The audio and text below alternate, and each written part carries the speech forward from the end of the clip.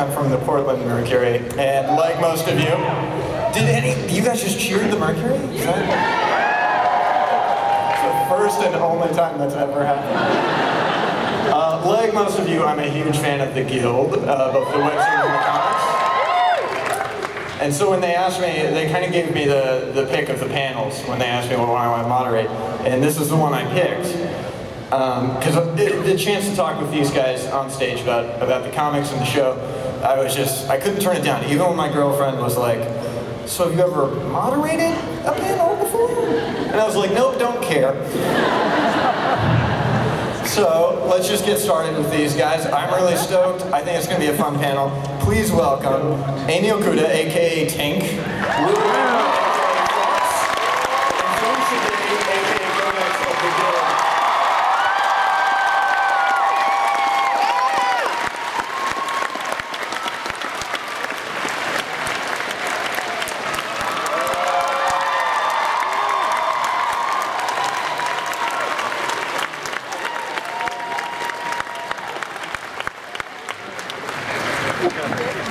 A lot of people. Thank you so much for coming.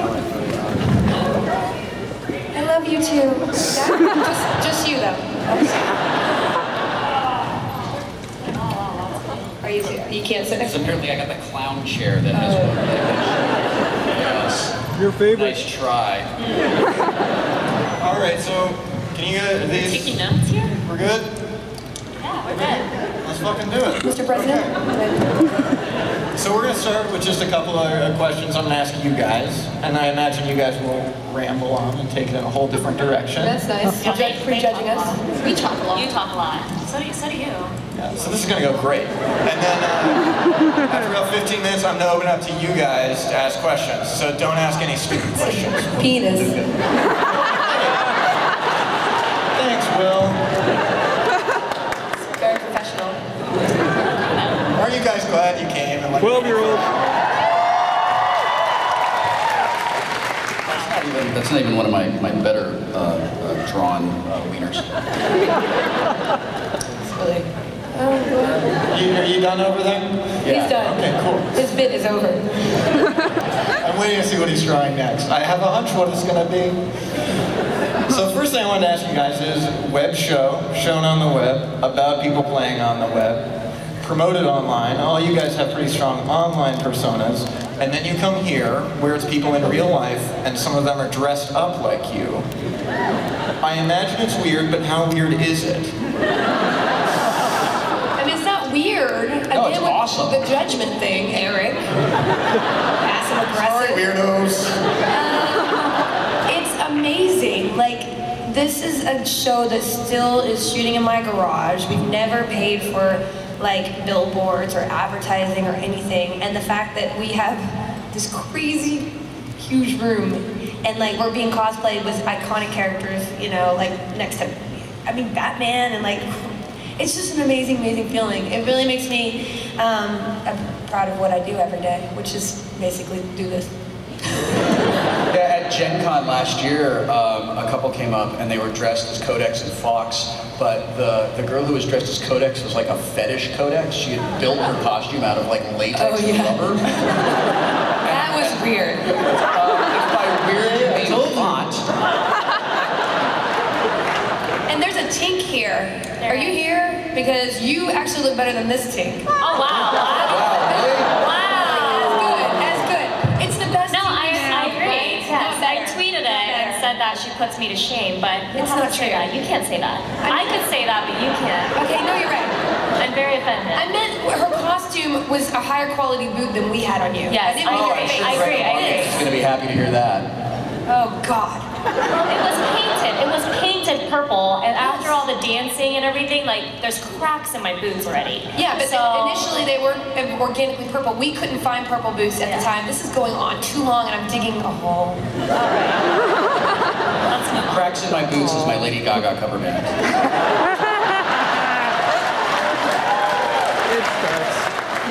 I like how when I was like, and then you guys will just kind of ramble and take it in a different direction. Yeah. You're like, no, we won't. Next question, Aaron. All right.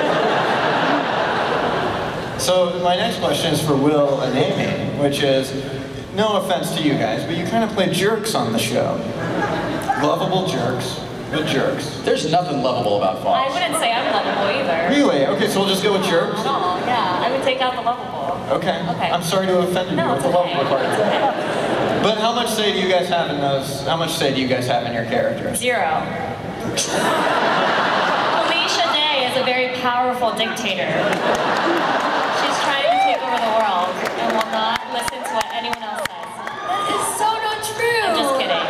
But I still have 0. I was talking to Bill Prady about Evil Will Wheaton on The Big Bang Theory, and we were talking about kind of like how he's justified and sort of why he does the things he does. And Prady pointed out that the villain is the hero of his own story. And when, and like it seems one of those things that just seems sort of self-evident, but as an actor and as a creator, that's how one has to approach playing a villain character. So Felicia and I we spent a lot of time talking about the Codex and Fox relationship and why Fox does what he does and why she doesn't just tell him, you know, to F off. And there had to be a lot of layers to their relationship so that the audience would believe that these two people would actually like go on a date together and go on a second date together. Well, so why does he do what he does? What's your secret motivation? One of the things that we talked about a lot in season 4 was that Fox is just sort of, he's kind of a bully, and he kind of commands a room because nobody ever stands up to him. He's not a good leader. He's just the loudest guy in the room. And if someone were to really stand up to him in a way that he perceives to be his equal, then he's going to be really drawn to that. And he just found Codex. That's why he says, I find you intriguing. And I think it's great when he finally gets his comeuppance, when his uppance comes, if you will. Because I think it's a really great payoff.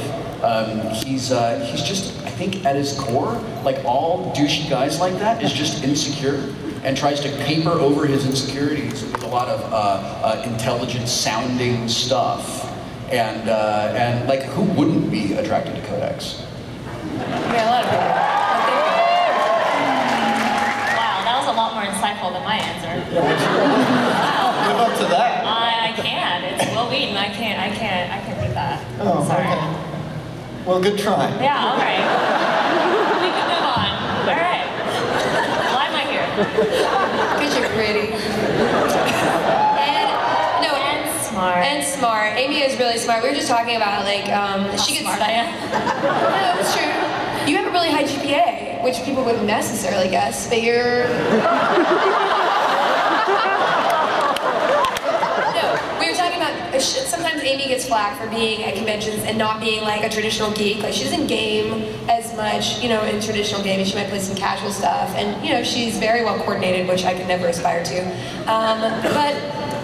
She's a total gadget freak. So like she was in my room today watching the Apple iPad 2 keynote, and I was like, "What are you doing?" She's like, "I gotta watch it." So I was having a conversation with Steve Jobs. To myself, basically. Yeah, exactly. So like that's what's cool about the definition of geek. It doesn't, you know, it's not exclusive. It's inclusive to anybody who's really passionate about something, and that's what carrying over into tape. Like she is kind of like that. She's definitely a gamer, but she's you know, a gadget geek as well. So. Okay. That was insightful too. Yeah, that was a really good answer. You didn't have either. Good thing they're here, right? No, anything.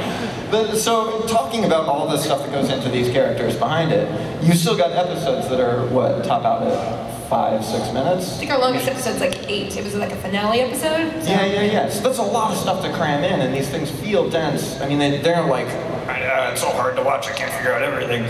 But there's a lot going on. Do you guys feel constrained by that format? Do you feel like you want to go beyond that format at some point? Or are you in a good spot with where it is? I mean, it'd be interesting to explore it in different, you know, linked formats. It'd be definitely completely different. It would be different kind of stories we tell, a little bit, you know, more episodic. If we were to expand it into longer episodes. Like I just want to tell the best story in the time that we have and never bore somebody. So like when we shoot a guild script, it's like 11 pages, but we cut it down to like 7. So like it's traditionally in movies, it's a page per minute. So to me, I think the important thing on the web is to cut it so fast, because when you're watching it on a proportionally small screen, you have that proportional attention span, and you have a mouse at your, you never want somebody to click away like, oh, this is snooze fest. So like, it's always like cut faster, cut faster, cut faster.